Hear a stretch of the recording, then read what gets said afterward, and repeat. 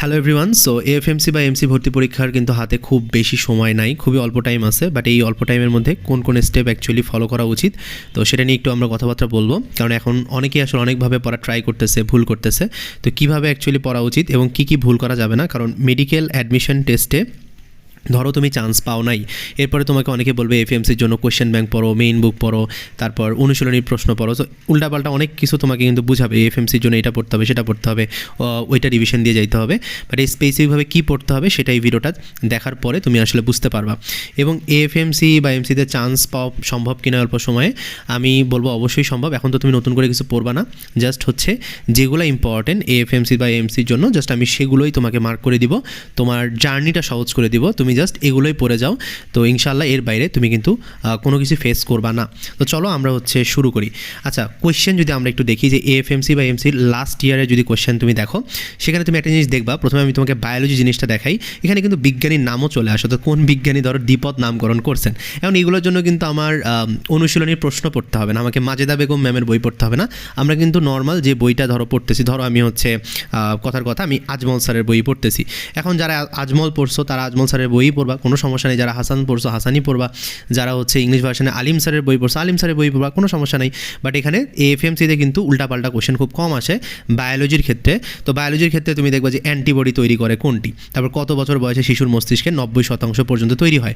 So এই টাইপের যে কোশ্চেনগুলো আছে, তো এগুলো কোশ্চেন কিন্তু তুমি বইয়ের একদম বোর্ড লাইন থেকে পেয়ে যাবা। তার মানে এএফএমসিতে আমার বায়োলজি যে কোশ্চেনটা আছে সেখানে কিন্তু ভেরিয়েশন নাই, অর্থাৎ এখানে মেইন বুকের জাস্ট ইম্পর্টেন্ট তথ্যগুলো পড়লেই হয়ে যায়। এখানে তোমাকে এক্সট্রা করে না এমসিকিউ পড়তে হবে, না অন্য কিছু পড়তে হবে, কিছু পড়ার দরকার নাই।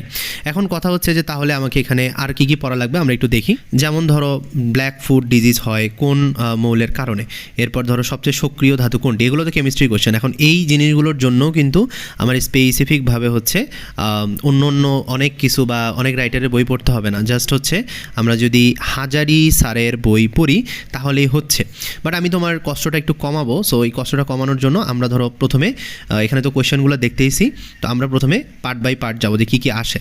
তো ফার্স্টে আমরা বোটানি দিয়ে শুরু করি। চলো বোটানিটা কী কী পড়বো এটা একটু আমরা দেখার ট্রাই করি। বোটানির ক্ষেত্রে একদম স্পেসিফিকভাবে বইয়ের যে দাগানো লাইনগুলো আছে এগুলোর মধ্যেও যে বোল্ড লাইনগুলো দাগিয়ে দিয়েছি আমরা এফএমসির জন্য, জাস্ট এগুলো তুমি পড়ে যাবা, এর বাইরে কিছুই পড়ার দরকার নাই। কারণ এগুলো তুমি যদি জাস্ট একবার করে ওভারভিউ দিয়ে যাও তোমার কিন্তু খুব বেশি সময় লাগবে না। সো ভর্তি পরীক্ষার হলে যাওয়ার আগ পর্যন্ত তোমার কাজ কী হবে, জাস্ট ইম্পর্টেন্ট বইয়ের যে বোল্ড লাইনগুলো আছে মানে যেগুলো দাগাই দিছি ওগুলো পড়বা, আর এক্সাম দিবা, আর কিছু না। এখন এক্সামটা কেমনে দিবা, এই যে ওয়েবসাইটে চলে যাবা, ওয়েবসাইটে দেখবা যে নিচের দিকে এখানে আমরা সেগমেন্ট করে করে দিয়েছি।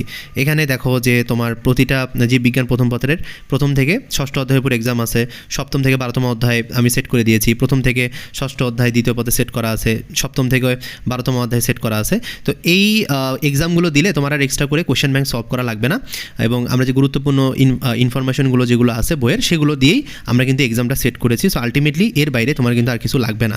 সো ফার্স্টে কী করবা, তুমি অবভিয়াসলি এখানে ইম্পর্টেন্ট তথ্যগুলো পড়ে ফেলবা একবারে, এবং এক্সামটা দিয়ে ফেলবা, তোমার কিন্তু এখানে বোটানির প্রিপারেশন শেষ। এভাবেই তোমাকে ফুল সিলেবাসটা একবার রান দিতে হবে। একবার রান দিলেই কিন্তু ভর্তি পরীক্ষার হলে গিয়ে যে কোনো কোয়েশ্চেন আসলে তুমি কিন্তু ফেস করতে পারবা। সেম জিনিসটা তোমার বেসিক্যালি জুলজির ক্ষেত্রেও কাজ করবে। কারণ জুলজির ক্ষেত্রে তুমি যদি এখন উল্টাপাল্টা সব কিছুই পড়ে যাইতে চাও তাহলে তুমি পড়তে পারো, বাট দিন শেষে কিন্তু ওটা লাভ হবে না। তো জুলজির ক্ষেত্রেও তাই, জুলজির ক্ষেত্রে যে জিনিসগুলো দাগাই দিছি, যেমন এই শিকাকোষ থেকে শুরু করে মুক্তজীবী থেকে শুরু করে এরপর এখানে তোমার লার্ভা দশা কোনগুলা, মানে একদম সিলেক্টিভ যে জিনিসগুলো আছে এগুলাই কোশ্চেন কিন্তু খুব বেশি আহামরি কঠিন হবে না। তো যেহেতু কোশ্চেন সহজ হবে, সো তার মানে তোমাকে কিন্তু ইম্পর্টেন্ট জায়গাগুলোতেই নজর দিতে হবে। তো এফএমসির জন্য এই যে দাগানো যে বইটা আছে এটা পড়াটাই আসলে বুদ্ধিমানের কাজ।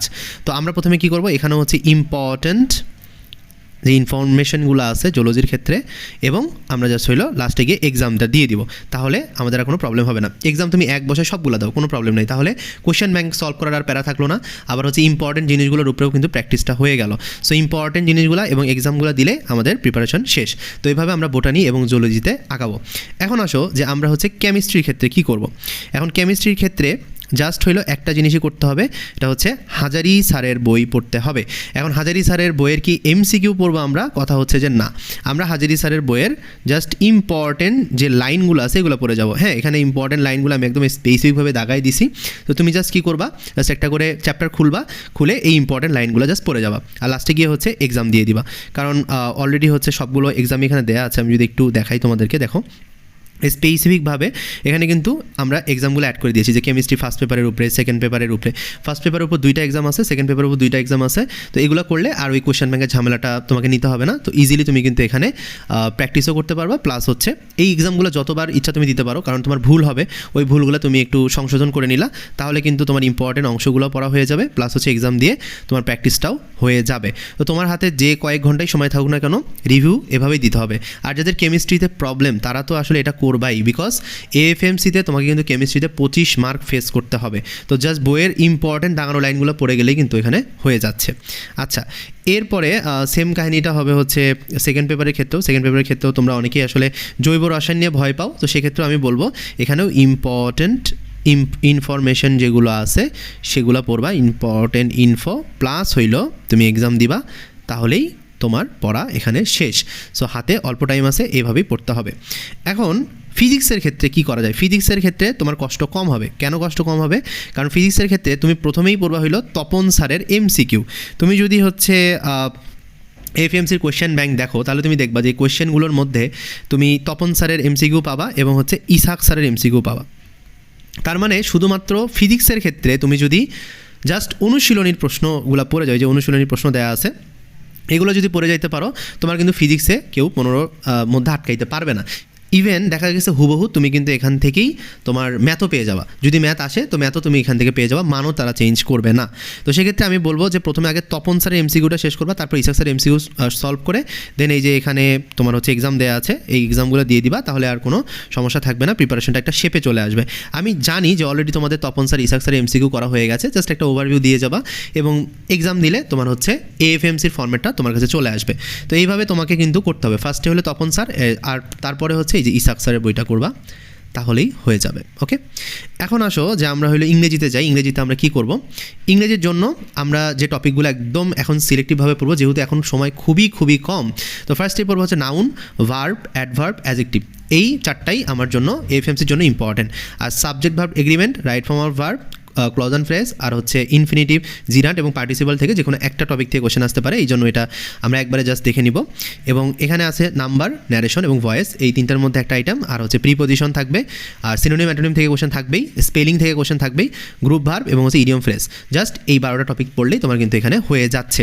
আর অলরেডি এটার উপরে হচ্ছে এখানে দেখো এক্সাম দেওয়া আছে 3টা, তো তোমরা জাস্ট এটা দিলে তোমার এফএমসির এটা কভার হয়ে যাবে। আর আমি অলরেডি একটা মাস্টার ক্লাস নিয়ে রেখেছি, সো এখানে কিন্তু হচ্ছে আমরা 12টা টপিকই কভার করেছি। সো ওই একটা মাস্টার ক্লাসেই তোমার কিন্তু পুরো ইংরেজিটা কভার হয়ে যাবে, ঠিক আছে? সো এফএমসির জন্য আর ইংরেজিতে প্যারা খাওয়া লাগবে না। এখন যদি তুমি এই যে রুলস পড়তে যাও তাহলে কিন্তু ধরা খাবা। সো রুলস পড়ার আর সময় নেই, এখন জাস্ট হলো তুমি এক্সাম দিয়ে প্র্যাকটিস করবা আর একটা মাস্টার ক্লাস করে যাও, এফএমসির জন্য শেষ, আর কিচ্ছু লাগবে না। এখন আসো যে সাধারণ জ্ঞান অংশ এবং মানবিক গুণাবলী নিয়ে একটু তোমাদের প্রবলেম আছে। তো এখানে আমি বলে দিই, ফার্স্টেই পড়বে হচ্ছে বাংলাদেশ পরিচিতি, ঠিক আছে? বাংলাদেশ পরিচিতি, কারণ বাংলাদেশের কোথায় কী আছে না আছে এই রিলেটেড কিন্তু কোয়েশ্চেন আসবে। সো বাংলাদেশ পরিচিতিটা একটু দেখে যাবা। আন্তর্জাতিক ইভেন্ট, অর্থাৎ আন্তর্জাতিক ইভেন্টে এখন কী কী হচ্ছে না হচ্ছে, 2 মাস আগে কী হয়ে গেছে, ওই জিনিসগুলো একটু জেনে রাখবা, তাহলে হয়ে যাবে। আর সাম্প্রতিক অংশের মধ্যে জুলাই অভ্যুত্থান থেকে শুরু করে বাংলাদেশের স্বাস্থ্য অর্থনীতি, এই টাইপের কোশ্চেনগুলো কিন্তু আসবে। এবং মানবিক গুণাবলীর জন্য আমরা হচ্ছে একটা শিট দিয়ে দিব, ওখানে মানবিক গুণাবলীর যে জিনিসগুলো আছে ওগুলো পড়ে নিবা। তো সাধারণ জ্ঞানের উপরে একটা মাস্টার ক্লাস হবে, তো ওইটাতে কিন্তু সাধারণ জ্ঞানের সব কিছুই কভার হয়ে যাবে এএফএমসির জন্য। সো আলটিমেটলি আর কিছুই লাগবে না। সো এইভাবে তুমি যদি পড়তে পারো তাহলেই তো হয়ে যাচ্ছে। আর এএফএমসির জন্য আমাদের যে স্পেশাল ব্যাচ আছে, এটা বাংলা ইংরেজি 2টা ভার্সনের জন্য অ্যাভেলেবেল, লাইভ এক্সাম এবং ক্লাস এক্সাম তো তোমাকে দেখাইলামই, এই যে এখানে সবগুলো দেওয়া আছে। সাধারণ জ্ঞানের উপরে কিন্তু এখানে 3টা এক্সামও অলরেডি আছে।